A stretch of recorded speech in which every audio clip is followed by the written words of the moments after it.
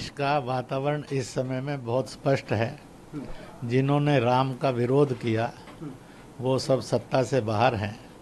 जिन्होंने राम की भक्ति का संकल्प लिया आज वो सत्ता में हैं। तीसरी बार की सरकार श्री नरेंद्र मोदी के नेतृत्व में बन गई है।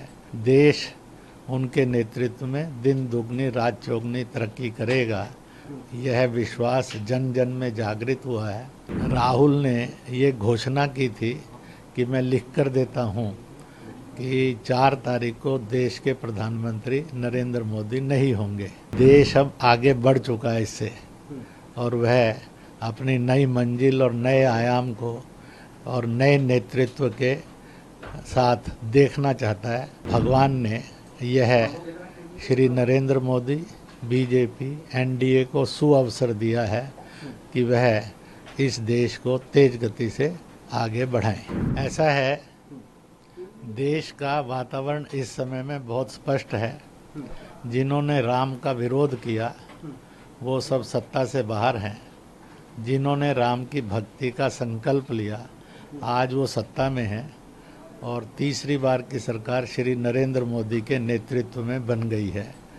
देश उनके नेतृत्व में दिन दुगनी रात चौगनी तरक्की करेगा, यह विश्वास जन जन में जागृत हुआ है, और ये विश्वास फले फूले, इसकी शुभकामना करते हैं। सर, ऐसा ही बयान लगभग थोड़ा बहुत सेम जो है मोहन भागवत जी का भी तो 1 से 2 दिन पहले आया था, उसको लेकर आप क्या कहना चाहेंगे? ऐसा है कि पूजनीय सरसंघ चालक जी के बयान पर और देश के अंदर संघ की ये रीत है कि उस पर कोई टिप्पणी नहीं की जाती। सर, राहुल की बात करी आपने और केजरीवाल की बात करी प्रधानमंत्री को लेकर। अभी आपने मैंने तो इसलिए कहा कि राहुल ने ये घोषणा की थी कि मैं लिख कर देता हूँ कि 4 तारीख को देश के प्रधानमंत्री नरेंद्र मोदी नहीं होंगे। केजरीवाल ने कहा था कि मैं लिख कर देता हूँ, इतना आंकड़ा जो है इंडी अलायंस का आएगा। तो उनकी घोषणाएं हैं पॉलिटिकल स्टाइल की। अब इसको आप जो भी शब्द देना चाहे दे सकते हैं। मेरा इतना ही कहना है कि देश अब आगे बढ़ चुका है इससे, और वह अपनी नई मंजिल और नए आयाम को और नए नेतृत्व के साथ देखना चाहता है। और भगवान ने यह श्री नरेंद्र मोदी, बीजेपी, एनडीए को सुअवसर दिया है कि वह इस देश को तेज गति से आगे बढ़ाएं।